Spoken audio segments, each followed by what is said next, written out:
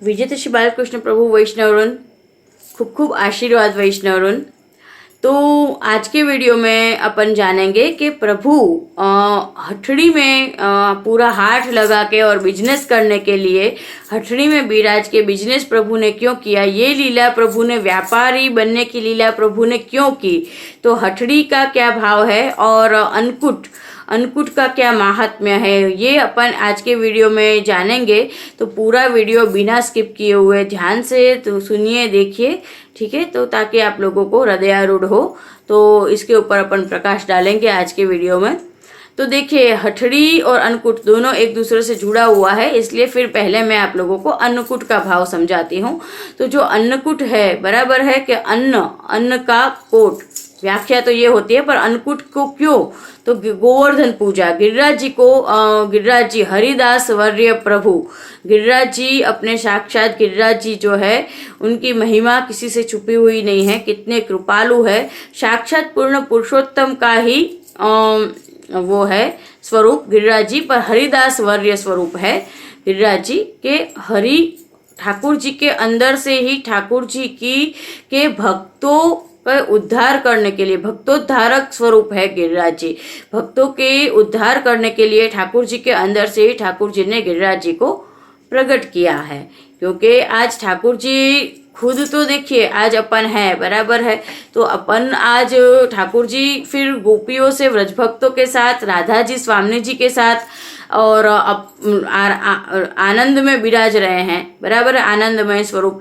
या फिर आप लोग ही ले ले, अपन अपने घर में प्रभु विराज रहे हैं, अपनी सेवा ले रहे हैं प्रभु, बराबर है। तो सेवा लेंगे कि अपना अपना ध्यान रखेंगे, तो अपने सबका उद्धार के लिए प्रभु ने अपने अंदर से हरिदास वर्य गिरिराज जी का को प्रकट किया है। गिरिराज जी प्रभु के अंदर से ही और गिरिराज जी के अंदर से ही श्रीनाथ जी, बराबर है, दोनों एक दूसरे से सम्मिलित है। और तो गिरिराज जी जो गोवर्धन पर्वत है, हरिदास वर्य प्रभु, उनकी ही कृपा से सब कुछ हमारा तो पुष्टि जीव का उद्धार है। तो जो गोकुलवासी थे उन लोगों को तो वो तो अबोध थे, वो तो बहुत ही ज़्यादा अनपढ़ और निखालस थे, बराबर है, पर वैसे भले अनपढ़ पर जो भण्या नहीं पण गण्या के पोथी पढ़ जग मुए, पढ़े न पंडित होए, 2.5 अक्षर प्रेम के पढ़े सो पंडित होए।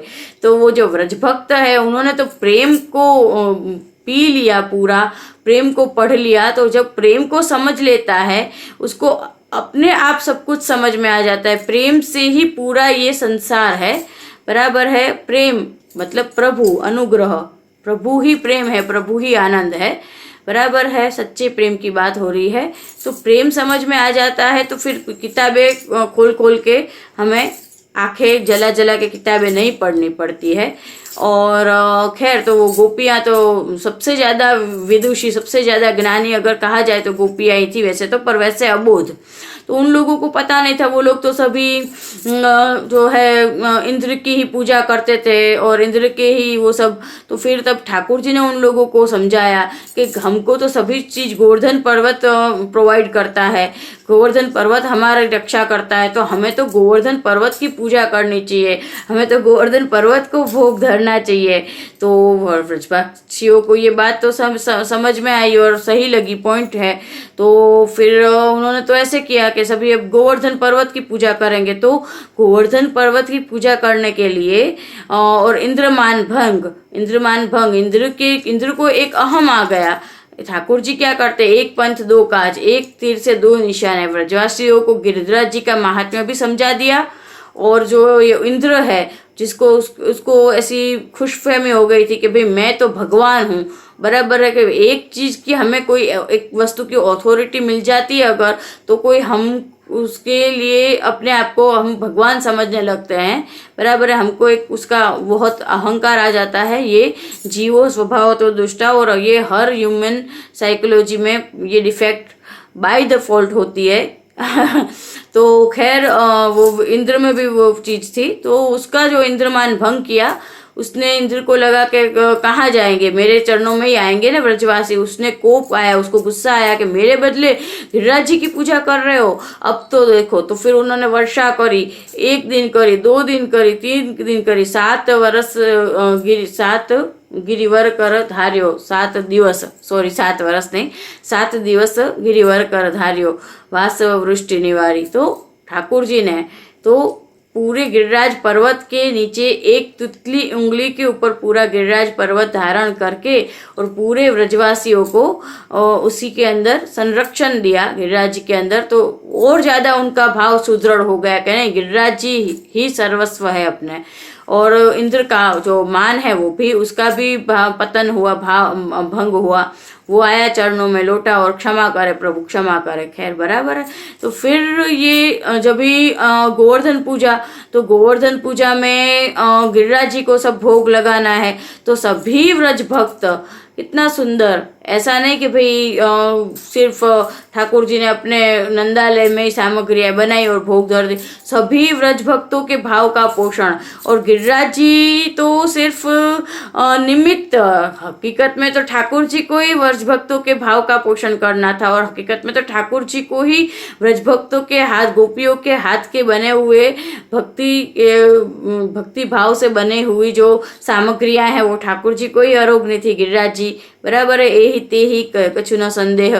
तो इसलिए जब गोपियां, हर गोपी अलग अलग अपने घर में सुंदर सुंदर सामग्रियां बना रही थी, तो वो सामग्रियों की सामग्री वो जब लेने जाती है तो देखिए कितना ज्यादा डीप पॉइंट है इसमें। आप अगर देखने जाओ ना, बराबर है कि गोपियों का जो द्रव्य है, जो मनी, वहां पे तब कॉइन दिए जाते होंगे, तो जो द्रव्य है वो गोपी अपने ठाकुर जी के लिए सामग्री बनाने के लिए द्रव्य दे रही थी।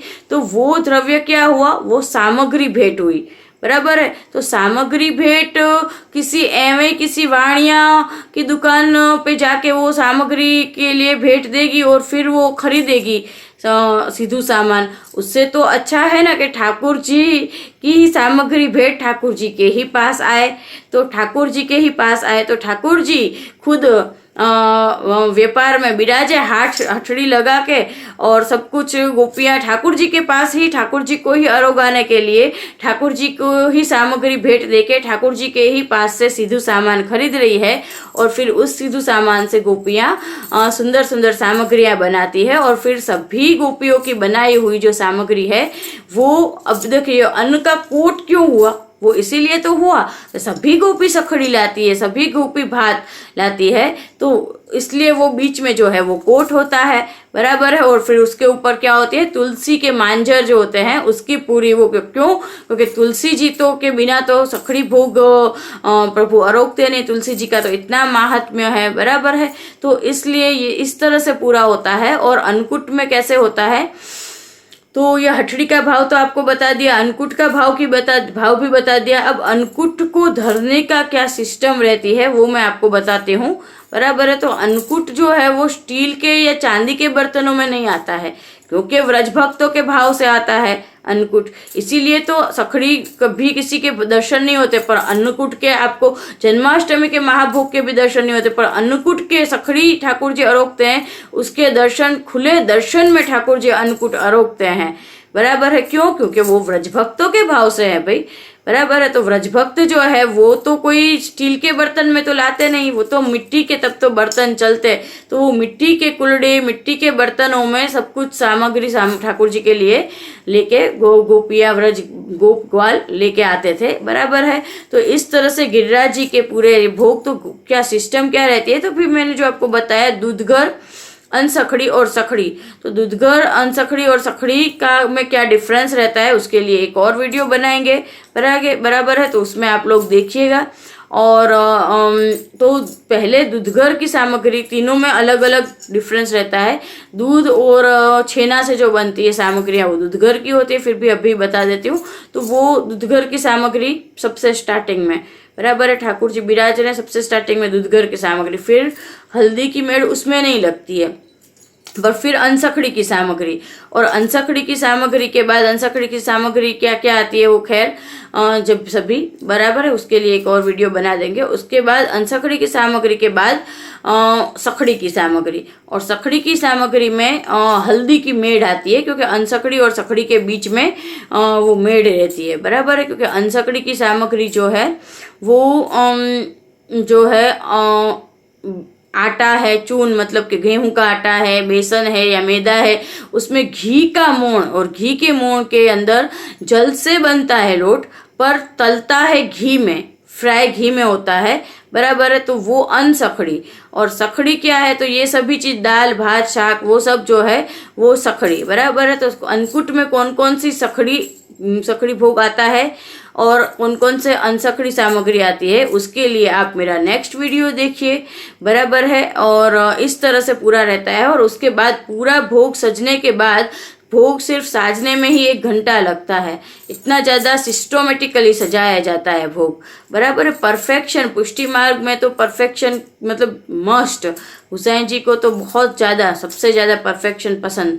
तो सब कुछ सजने के बाद लास्ट में जो केसर होती है, शुगुन के भाव से केसर को घुट के उसका जो जल होता है उसके पूरे छींटे पूरे भोग के ऊपर लगते हैं, और लास्ट में जो है थाल सनता है, वो जो पूरा भात का जो कोट होता है उसके नीचे हर घर की रीत के हिसाब से कहीं पे दाल से, कहीं पे मूंग से, तो किससे सनता है वो तो खैर मैं इसमें वीडियो में नहीं बताना चाहती हूँ। तो फिर वो थाल सनता है, उसके बाद महाप्रभु जी गोसाई जी की विनती कहानी करके और उसके बाद भोग का समय लिया जाता है, और इतना सभी कुछ भोग होता है। तो नॉर्मली राजभोग जो होते हैं वो भी 45 मिनट का हवेली वगैरह में तो मंदिर में तो रहता है क्रम। तो अन्नकूट का जो है 1 घंटा तो मिनिमम भोग का समय रखा जाता है। अब सबसे मेन बात मैं आप वैष्णव को बताऊं कि आप लोग जो अन्नकूट धरते हो, कहीं कहीं पे अगर धरते भी हो, खैर मैं समझ सकती हूँ कि अपन संसार लेके बैठे हैं और इतना सेवा कर्म करना इम्पॉसिबल है जितना मैंने आपको बताया, पर आप लोग जो सिस्टम से अन्नकूट धरते हो, बराबर है कि सिर्फ 5 दोना, आज हमने 5 दोना धरे, आज हमने 6 दोना, सिर्फ दोना में दोना 4 कटोरी 5 कटोरी दोना वो जो होते हैं पत्तल दोना, उसमें सिर्फ 5 वस्तु अलग अलग तरह की धर दी, और उसको अन्नकूट नहीं कहते हैं वैष्णव। अन्नकूट तो एक वन टाइप ऑफ यज्ञ ही हो गया, क्योंकि अन्नकूट में जो भात का कोट लगता है, बराबर है, उसमें उसमें जो बीच में शिखर और चारों तरफ 4 आयुध शंख चक्र गदा पद्म वो जो लगते हैं, बराबर है, तो उसका पूरा एक महात्म्य है, उसका पूरा भाव है। तो भले आप लोग अपने घर में अन्नकूट करो तो उसमें भी आपको भले इतना भात का कोट ना करो, भले थोड़ा सा भात का, इतना सा ही भले कर लो कोट, इतना सा ही, पर भात का जो कोट बनाया, ऐसे भात का कोट बनाया, फिर भले छोटे छोटे आप बना दो गुंजे, पर उसमें डिजाइन होने का स्कोप नहीं रहता है, खैर वो मैं समझ सकती हूँ। तो जो शंख चक्र गदा पद्म है उसका पूरी डिजाइन जो होती है, बड़ी सेवा कहते हैं उसको, वो 11 के दिन होती है, और वो जो पूरे शंख चक्र गदा पद्म बनते हैं उसके ऊपर देखिए, उसके ऊपर वो कैसे बनते हैं वो भी मैं रेसिपी थियरिकली खैर बता देती हूँ। जो जाड़ा लोट होता है ना, गेहूं का आटा, उसको अच्छे से धीमी आंच पे घी में सौंधा सेक लेना है, और उसके बाद उसको मैदा जो होता है उसमें घी का अच्छे से मोड़ मुट्ठी पड़ता करके उसका कठन आटा पराठा जैसा बांध के उसके अंदर जो उसका जो जाड़ा आटा सेका होता है ना, उसको उसके अंदर पीसी हुई शक्कर इलायची मिश्रित डाल के सही से, और वो उस कूर कहते हैं उसको, वो कूर तो बहुत महत्व का होता है। वो कूर को हमें उसमें भर लेना है, बीच में वो शिखर बनाना है। शिखर कैसे बनता है, पहले से पूरी बेली, उसके ऊपर वो थोड़ा सा कूर रखा, और उसके ऊपर फिर ऐसे होता है कचौरी टाइप से, बराबर है, कचौरी तो नहीं कह सकते, शिखर थोड़ा अलग से बनता है, और 4 गुंजा जो बनते हैं वो फिर चुनवट लेके, और वो गुंजा के ऊपर मैदा जो होता है उसका आटा बांध के, और उसकी सब चोटी और उसके सब शंख सब डिजाइन बहुत सुंदर, बहुत आनंद आता है बड़ी सेवा में। वो फिर चावल के आटे से चिपका के और वो बना के उसको फिर घी में से तला जाता है, बराबर है। और वो बड़ी सेवा में, पर अब जैसे आप लोग छोटे छोटे गुंजा शिखर बनाते हैं अगर, बराबर है, तो उसके ऊपर आप लोग केसर से शंख बना दीजिए, केसर से ही गदा चक्र आदि बना दीजिए, बराबर है। और उसको फिर आपको रखना है। और बाकी 5 दोना नहीं होते हैं, बिल्कुल 5 दोना तो नहीं होते हैं। भात रखा, उसके बाद आपने कोई भी 2 मीठी 2 शाक ना करो तो 1 शाक 1 कठोल, वैसे 5 भात आते हैं तो 2 भात बना दिए, 2 कोई भी तर सामग्री बना दी, अनसखड़ी में कोई भी 2 सामग्री बना ली और दूधघर में कोई भी 2 सामग्री बना ली। इतना तो आपको करना ही चाहिए। और वो फिर दोना में नहीं रखे, आप रखे तो मिट्टी की, भले बड़ी नहीं तो छोटी छोटी कुल्हड़ियों में आप ये सब सजाएं। और भले इतना अन्नकूट ना सजाए, भले इतना अन्नकूट सजाए, बराबर है, पर अन्नकूट करे तो अन्नकूट के तरीके से करें। अन्नकूट भोग इस तरह से आप लोग धरें। और दिवाली के दिन ही, के दूसरे दिन ही धरना ऐसा भी तो है नहीं। आप लोगों को वसंत पंचमी तक में अपन को जब भी कन्वीनियंट रहती है तब अन्नकूट अपन कर सकते हैं। और अन्नकूट एक यज्ञ ही है। शंख चक्र गदा पद्म का क्या भाव रहता है तो वो तो खैर आप लोगों को पता ही है वैसे तो, कि पद्म धर्यो जनताप निवारण, ये जो पूरा कीर्तन है उसका जो भावार्थ है, तो प्रभु जो है जितने कृपालु है कि कमल जो है, बराबर है, तो शंख जो है, तो चक्र और गदा, तो जो ये शंख चक्र गदा पद्म क्यों आते हैं, क्योंकि जो गिरिराज जी है उन्होंने गोवर्धन पर्वत जो है वो सब प्रोटेक्ट करते हैं। गोवर्धन पर्वत और प्रभु व्रजवासियों को प्रोटेक्ट करते हैं, तो इसलिए संरक्षण के भाव से शंख चक्र गदा पद्म आते हैं। तो बहुत ज़्यादा डिटेल में नहीं समझाती हूँ क्योंकि इसका तो बहुत ज़्यादा लंबा भाव होता है, ये जो शंख चक्र का, शिखर का, अन्नकूट का, इसलिए मैं थोड़ा तो भी आपको लोगों के उसमें समझ में आ जाए उस तरह से सरल भाषा में और संक्षिप्त में समझाया है। तो अन्नकूट भोग इस तरह से धरा जाता है, सही से धरिए अन्नकूट। 5 दोना और 6 दोना आज हमने धरे, ऐसा मुझे तो ये कुछ समझ में नहीं आता। कुछ कुछ चीज़ें हम लोग खुद से क्रिएट कर लेते हैं ये मुझे समझ में नहीं आता। ये रमता लाला का वर्जन भी मेरे कभी पल्ले ही नहीं पड़ा है। रमता लाला क्रिएट कर लिया गया है कि हमें रमता लाला की सेवा करते हैं। रमता लाला जैसी कोई चीज एग्जिस्ट ही नहीं करती है पुष्टि मार्ग में, बराबर है। ब्रह्म संबंध लेके ठाकुर जी पुष्टाने के बाद करते हो तभी वो सही सेवा है पुष्टि प्रभु की, बराबर है। और हम तो बहुत सालों से करते हैं सेवा पर जे तो क्योंकि उससे कोई पुष्ट नहीं हो जाते हैं वैष्णवरुन।